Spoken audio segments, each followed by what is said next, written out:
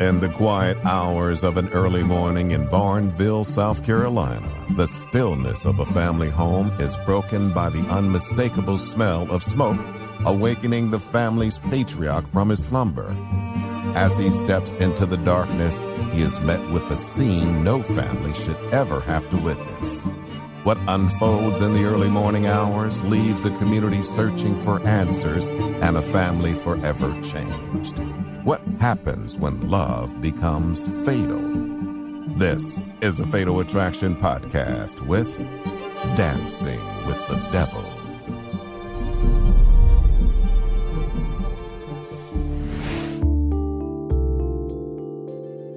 December 5th, 2018. It's after midnight in Barnesville, South Carolina, a tiny southern town of less than 2,000. It's very quiet, it's quaint, everyone knows everyone. It's basically like, you grow up with everybody, but overall it's a good little town. You can't go into the grocery store without having a conversation with your neighbor and they ask how your mom, your family is. It's just a community place.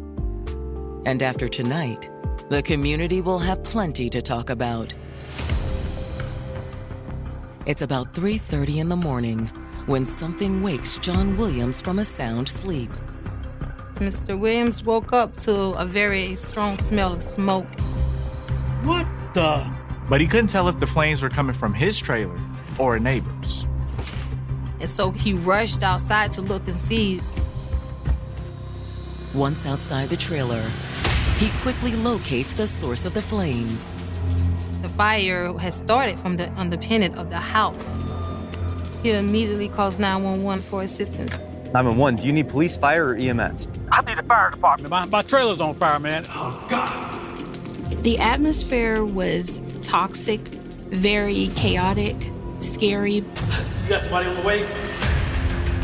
Then, with firefighters on the way, he runs back into the burning trailer. His daughter and granddaughter are still inside. He runs in the house to make sure everybody's getting out safe. He finds his daughter asleep on the couch. Hey, wake up. The house is on fire. John told her, it's time to go, let's move out. Then he heads to the back bedroom to wake his granddaughter, 27-year-old Anelia Garvin. John walked to his granddaughter's bedroom, and it was locked. Anelia! You gotta get out! Anelia! He knocked on the door, and he heard no answer. You gotta get out! Anelia Garvin and her grandfather had always been close. Anelia lost her father when she was 10 years old. He got thrown off a motorcycle and he died at the hospital. And basically, it was me and my father and my mother that raised her. And it wasn't always easy. She was a handful. She always kept me on my toes. And even as an adult, Anelia's wild streak was always present.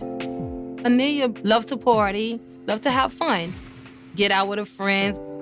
She was young, she loved life. But she also had a serious side. She was a steady worker. She had just recently started at the new truck stop and was always reliable, always made her own money. She was a hardworking young lady. She wanted so much more out of life. And after her grandmother died, Anelia moved in with her grandfather to help him get by. Oh, baby girl. It's so nice to have you around. Him and her, they went on half with the paying the rent and light bills.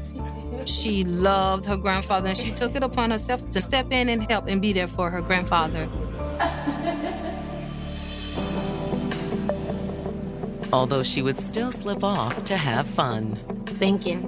She did like to party. And it was at a local club that she met Jarvis Jenkins. Hey. Is that all you got? You better have a better line than that. I don't play those kind of games. She kind of fell for his humble ways. She brought him around to the family and introduced him and everything. And he seemed to be a cool young man. Jervis also got along with Anelia's grandfather. What's going on? Him and my father would go fishing and everything. All my family liked him. And before long, it looked like Anelia had finally found the one. You get a point in life where you want that special someone, and she could possibly see a future with him. Good time today. But now, her trailer is on fire, and Anelia is locked in her room. Anelia! You gotta get out! The house on fire! He knocked on her door, didn't get an answer. He couldn't get in because you locked the room from the inside. There was only one thing left to do. He ends up kicking the door in. He didn't see her. Fearing time is running out, Anelia's grandfather runs through the bedroom to the attached bath. Get some help! This is where he found his granddaughter. Get some help! Hey, baby, come on, baby. It's immediately obvious why she didn't come to the door. He finds her face down in the bathtub.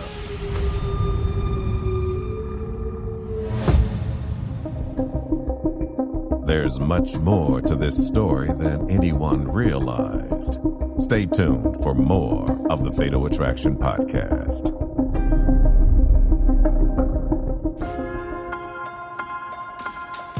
After a year and a half together, it appeared that 27-year-old Anelia Garvin had found happiness with Jarvis Jenkins.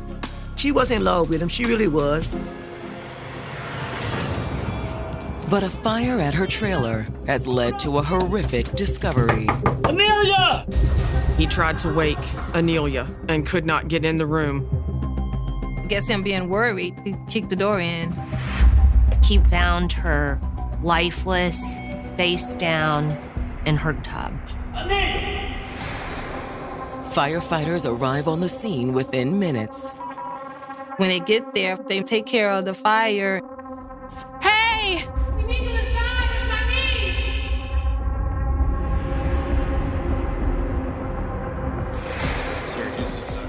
But there is nothing they can do for Anelia. They realized at that moment that she had been dead for quite some time. When firefighters realize that Anelia is dead, they remove her family from the scene so police can begin their investigation. When police got on scene, it wasn't ultimately clear how Miss Garvin had passed away. Was there any bruising, any cuts? However, the fire department suspected that the fire had been intentionally set. There was a strong smell of gasoline outside where the fire was set. The corner of the mobile home, right under the bathroom and bathtub where Anelia was found, was where the fire had been set.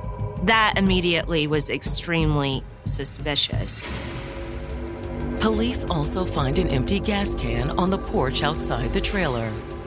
It was obvious the arsonist is trying to cover up her murder.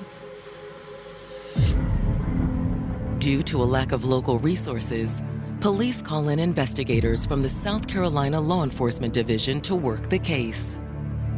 We're the state police in South Carolina. A lot of times, smaller departments that may not have a lot of manpower or resources will call SLED, and then we step in and assist. When SLED special agents arrive on the scene, they initially don't notice any obvious evidence of foul play inside the trailer. Nothing in the actual home suggested any foul play. It was a typical 20-something-year-old female bedroom. She had stuff, clothes kind of scattered. However, one thing does strike them as suspicious. The air conditioner unit was on the floor, several feet away from the window, and we investigated that as a possible point of entry. In the bathroom, the agents find more potential clues. 2 cigarette butts were found in the bathroom by the tub. The cigarette butts are bagged as evidence for possible DNA testing. Her body was sent for autopsy, and usually autopsy will tell us the stuff that we don't see from the outside. While the medical examiner's team performs the post-mortem examination, The sled agents bring Anelia's aunt and grandfather down to the Varnville police station for formal statements. When they sat down with Anelia's grandfather, it was clear he was having a hard time processing what had just happened. He can't imagine who would want to harm anyone in the family. Nobody ever showed up at the house wanting to fight her, or never heard anybody, never heard she did anybody wrong or anything like that? No. She ever tell you she was scared of anybody or worried about somebody hurting her? All Anelia's grandfather knows for sure is that everything seemed fine when he last saw her. That was Monday afternoon. She left to go to work. Do you remember about what time that was? About 3 a little bit after. Then the grandfather, he stated that they were home all day December 4th. No one had seen Anelia because she was in her room all day with the door locked. She was used to kind of sleeping in and sleeping during the day because she worked night shift. But when she didn't answer when he pounded on her door, Anelia's grandfather knew something was wrong. When I busted the window, when I busted in, I looked right in the bed, don't see if I see anything burning. And she looked at the bathroom. When I opened the door, and she wasn't in the tub.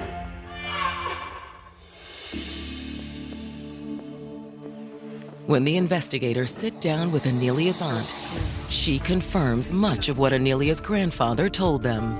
Can you tell us about the last time you saw her? Yeah, it was late the night before. She got a knock on the door and it was Anelia. I had to let her in.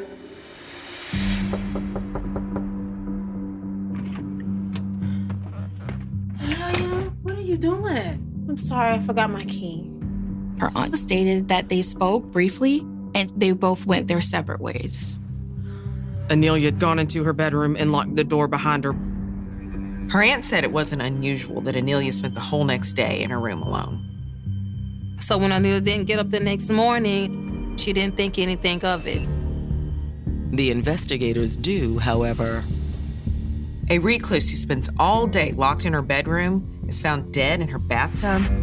It does raise some suspicion. This could have been an overdose.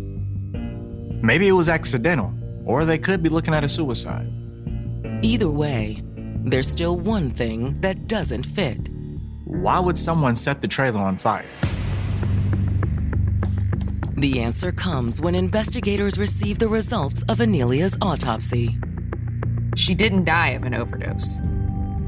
Anelia also didn't drown. The autopsy showed that she did not have any fluid in her lungs. And it was likely that Anelia was already dead when someone put her in the tub. Death was from strangulation.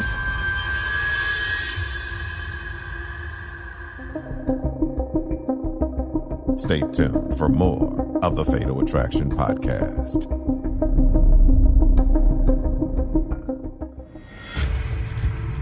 Investigators in Varnville, South Carolina have just learned that 27-year-old Anelia Garvin's mysterious death was no accident.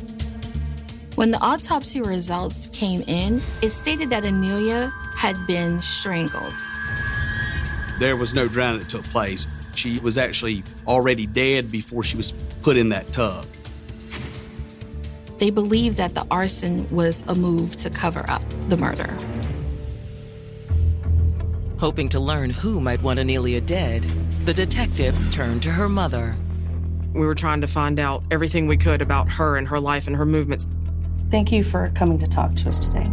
Of course. However, Anelia's mother didn't initially have much to offer the investigators. I didn't know who did it.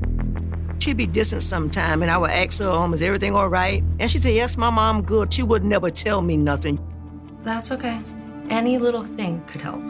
For instance, was your daughter seeing anyone? Well, Anelia's mother stated that Anelia had just recently broken up with her boyfriend of 1.5 years. His name was Jarvis Jenkins. When did they break up? Just about a week ago. That Saturday, when she done my hair, She said they broke up, so it had been like a week or something like that. Any idea why they broke up? Not really. Everybody in the family loved him. Everybody took to him. She didn't think Jarvis had something to do with Anelia's death. The investigators aren't so sure, however. Based on my experience, strangulation is up close and personal. You have to put your hands around someone's neck, and you have to get close enough to them to be able to do that. There's got to be a certain level of intimacy. But does that implicate Jarvis or someone else in Anelia's life? She had some troubles with Kenneth. Who's that? Her uncle. They had gotten in an altercation and he got mad. Although according to Anelia's mom, it all started when Kenneth got into a fight with Anelia's aunt at the trailer.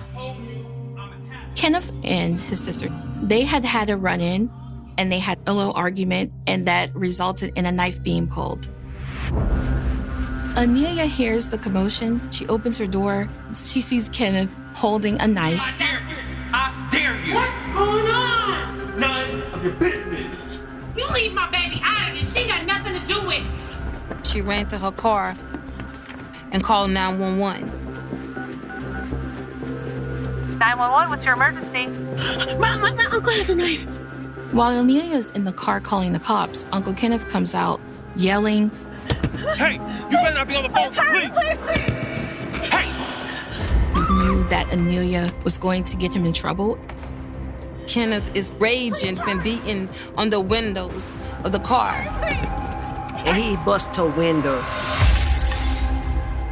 And because of that, he ended up going to jail. She pressed charges? I don't know, but the cops came and they arrested him. After talking to Anelia's mother, the investigators pull the records on the incident. What they found raised an immediate red flag. Anelia was supposed to testify against her uncle. And she was supposed to testify the day before family found her dead in the trailer. The same day she had supposedly spent locked in her bedroom. She had him in dead in the room then. Authorities are thinking Kenneth is their prime suspect. That afternoon, investigators haul Anelia's uncle in for questioning. He's no stranger to the lead investigator. Me and you go way back from when I was at county. Yes, ma'am. Kenneth has a criminal background, a history. And the investigators don't waste any time letting Kenneth know why he's there. Y'all were supposed to have court the other night. Yes, ma'am. Because you and her got into it. Yes, ma'am. Put on the spot by detectives, Kenneth claims the scuffle between them stemmed from a misunderstanding. He states that his sister was the cause of it. I was in my room because I was staying there at the time. I heard her busting, so I went out there bust and told her to shut up. She went to grab a knife, so I went to grab my sister. Kenneth says he was trying to defend himself, and Anelia walked in. Anelia was like, she did not know what was going on. He also admitted that he had overreacted when Anelia called the cops. I knew I went overboard that night when I busted the window. Like, I was immediately sorry, I knew that I lost it. Kenneth reported that since that night, he agreed to get the window fixed. Put it back in for her and everything. He also says he'd patch things up with Anelia. In fact, Kenneth claimed he wanted Anelia to testify at his court hearing. Her plan was to actually go with him to drop the charges. So imagine his surprise when she didn't show. He tried to get in touch with her, left her voicemails. Respond, but like, at this time, now I think about it, she didn't, But does that mean he's innocent? Or just that Kenneth has a good cover story? Did you kill Anelia? Okay. I promise you didn't. Kenneth reported that he was heartbroken about Anelia's death. He would never hurt his niece. But Kenneth also claims to know who would. Who would want to hurt her? Like, who would want to... No one person. Kenneth was sure Jarvis was the killer. Sometimes the smallest detail serves as a turning point. After the break, the investigation begins a new chapter. This is the Fatal Attraction Podcast.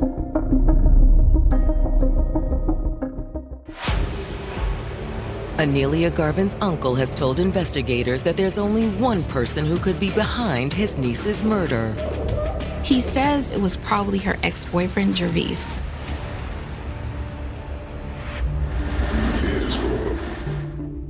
Beyond that, Anelia's uncle has little in the way of proof. Kenneth reported that if they went on Facebook, they would notice that people were posting that Gervais was the one who actually killed Anelia. He says people are talking about how Gervais was violent and abusive. Did you ever witness any behavior like that between them?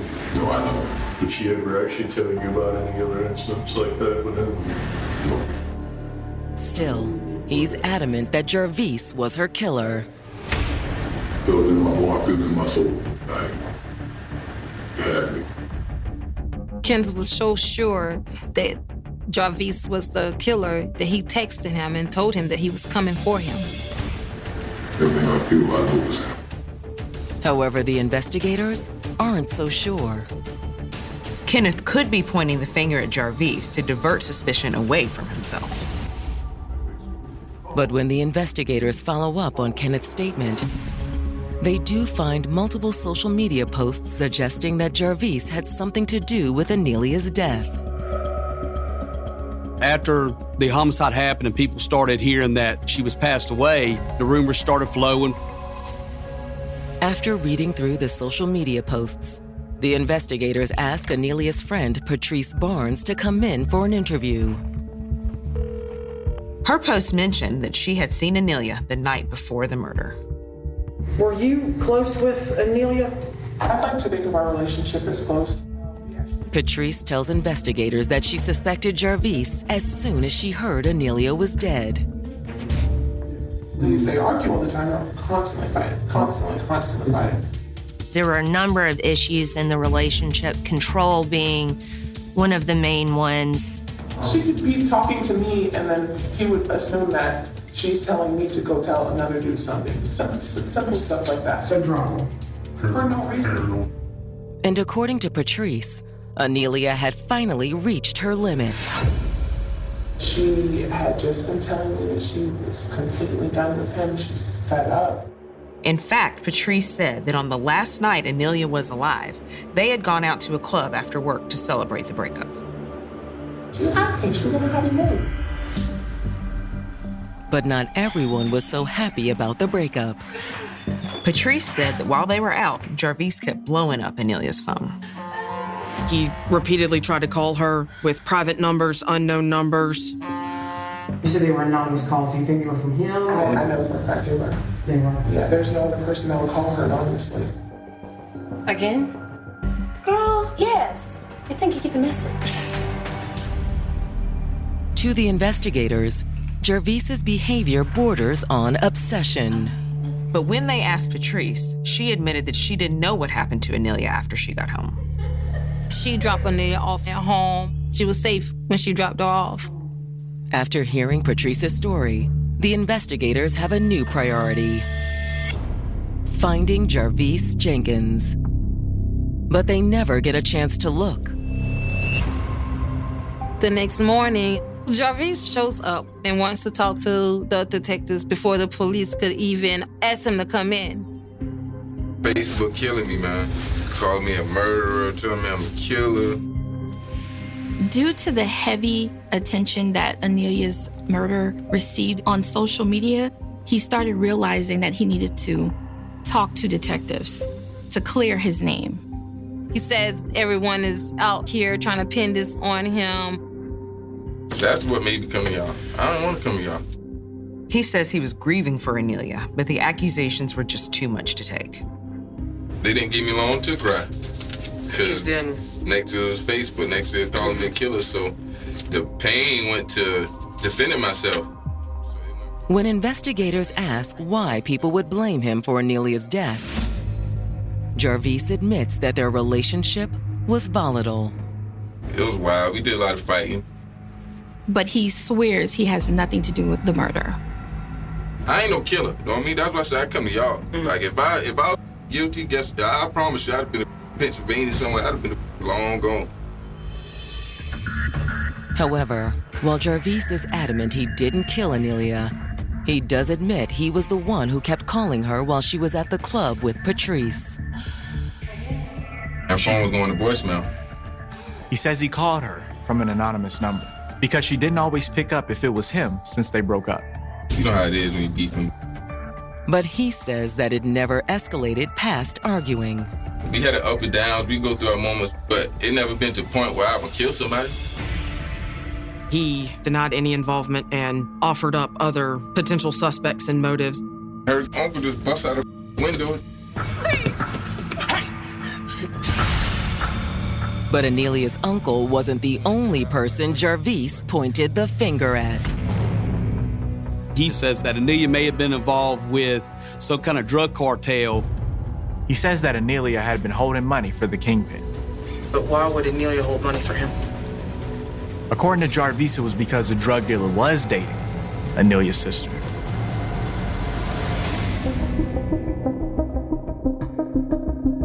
The truth often reveals itself gradually, with revelations unfolding over time. Discover more about what happened. Stay tuned for more of the Fatal Attraction Podcast.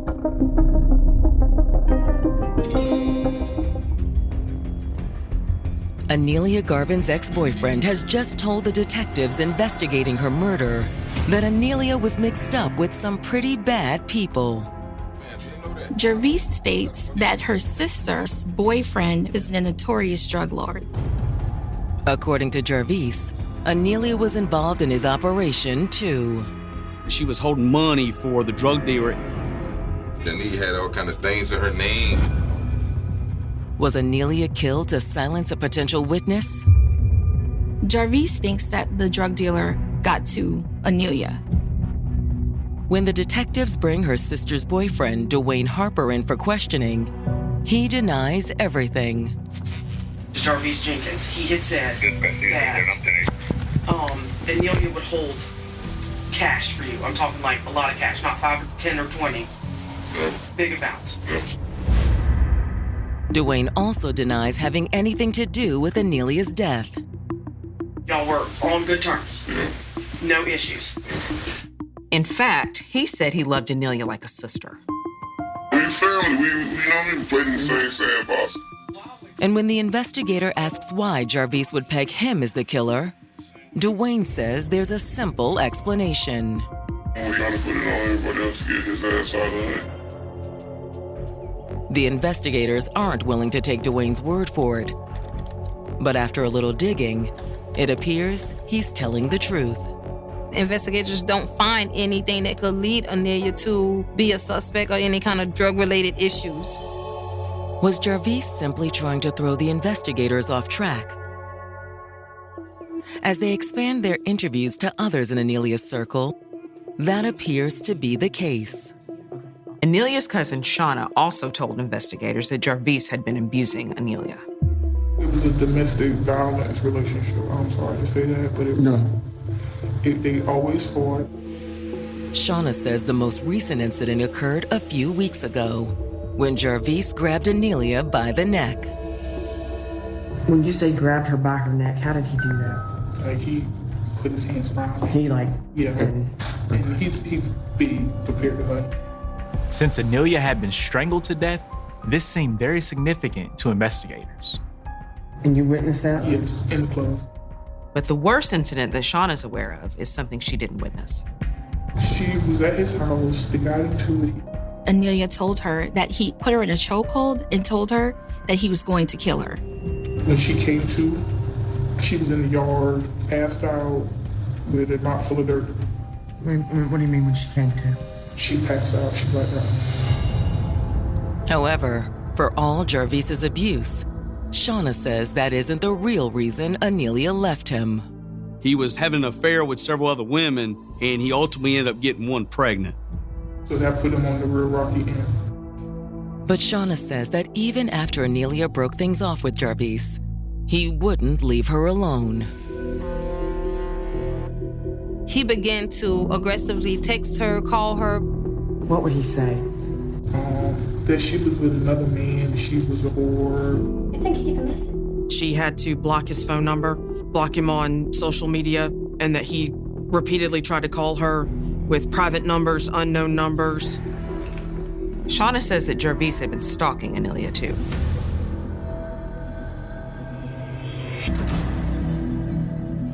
When investigators subpoena Jarvis's cell phone, they find evidence to corroborate Shauna's story.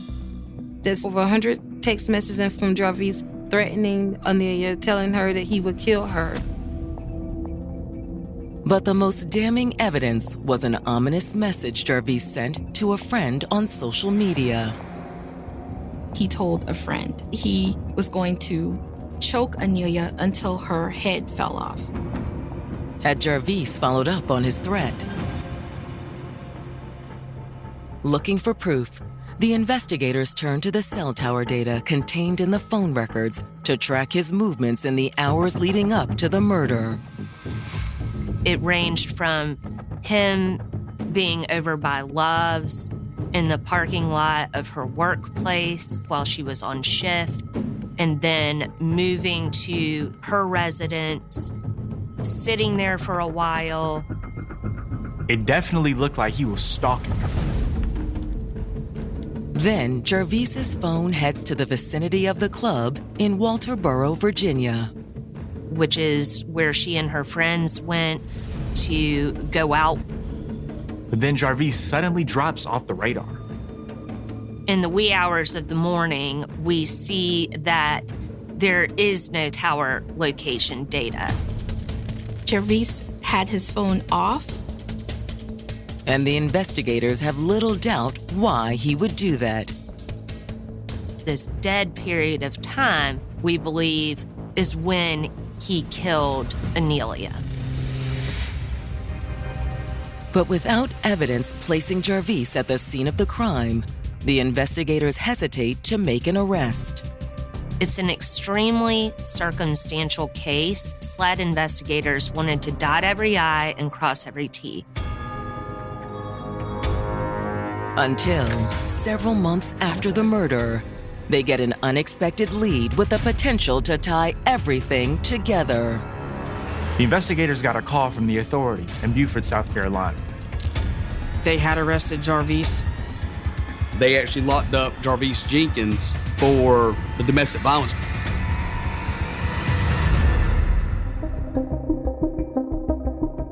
Stay tuned for more of the Fatal Attraction Podcast.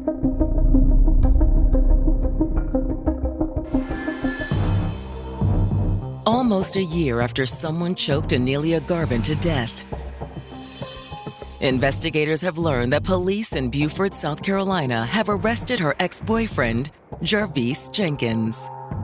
He was charged with abusing another woman, 34-year-old Chastity Baker.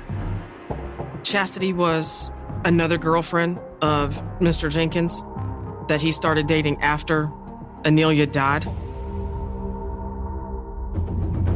With Jarvis in jail, the investigators approached Chastity hoping to secure her testimony against him. However, she refused to cooperate with the investigation. She was very much under his thumb, and she didn't want to believe that he was capable of this. He's the father of her child. Despite the setback, the investigators may not need her cooperation. The only thing that they have are the 2 cigarette butts to do the investigation on. And months went by before even getting the evidence off of the cigarette butts to come back. Looking at lab evidence took almost a year. It was not ideal, but that's what we had to deal with. And we were finally able to compare a sample of Mr. Jenkins's DNA to physical evidence that we found at the scene, specifically the cigarette butts. When the results come back, it's the breakthrough investigators need. The cigarette butts match Jarvis's DNA. They finally had evidence putting him at the scene of the crime. In October of 2019, Almost a year after Anelia's death, the prosecutors filed charges against Jarvis. He was charged with murder, and we did that while he was in the custody for the case with Chastity and her domestic violence case. News that Jarvis has been charged with Anelia's murder comes as a shock to her mother. Everybody else was saying about him and her was having problems and he was threatening her on her phone and everything, but I didn't know I was in the blind. He really fooled me. I mean, we was dancing with the devil and didn't realize that. Anelia's mother isn't the only one whose eyes are opened. A month before Jarvis's trial is scheduled to begin, his ex-girlfriend Chastity contacts the investigators.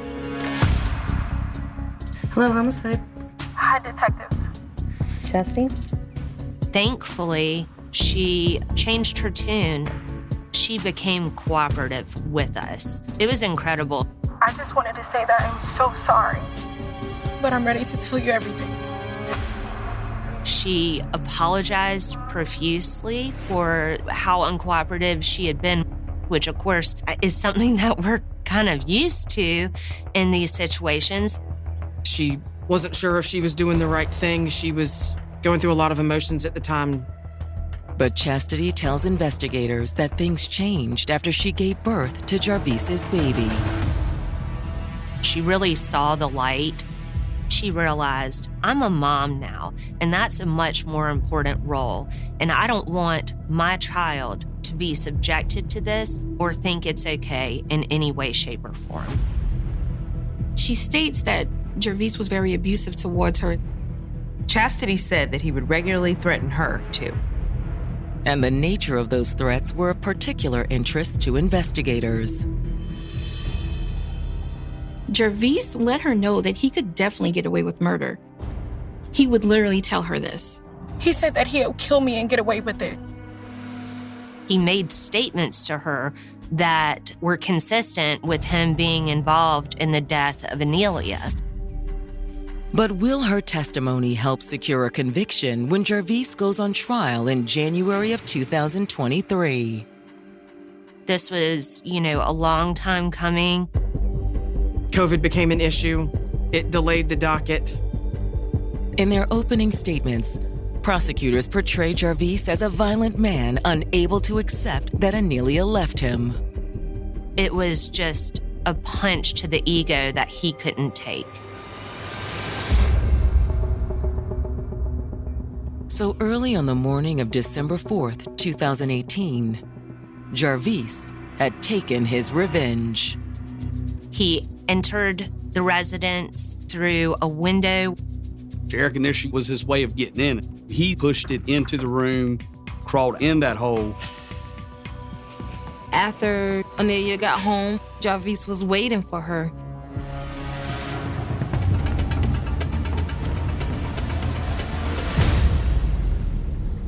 She was likely taken off guard because she did not have defensive wounds on her, and there was no sign of a struggle. He choked her and filled the bathtub and put her in it. He wanted her death to look like an overdose or an accident. But things hadn't gone as Jarvis planned. The whole next day, no one had gone inside Anelia's room. He gets tired of waiting, so he sets the fire to make sure somebody finds her. To add credence to their theory, the prosecutors put Chastity on the stand. She said he strangled her and had her on the ground like he did my daughter.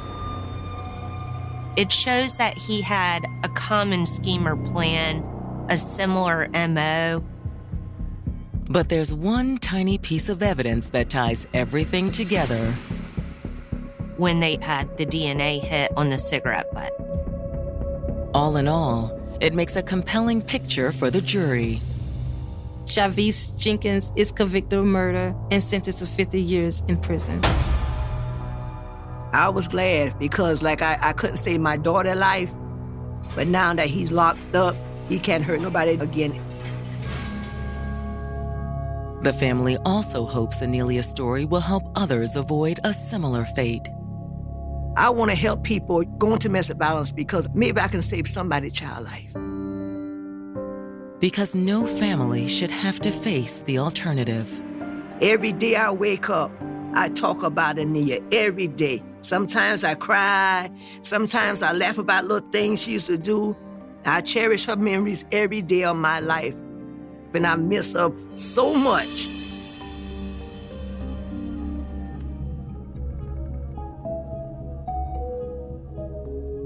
Can you ever truly know a person? In a world where images, posts, and public moments often shape our impressions, the truth can be far more complex than it appears. Before her story became the focus of a criminal investigation, Anelia Garvin was a daughter, a granddaughter, and a woman deeply loved by her family and friends.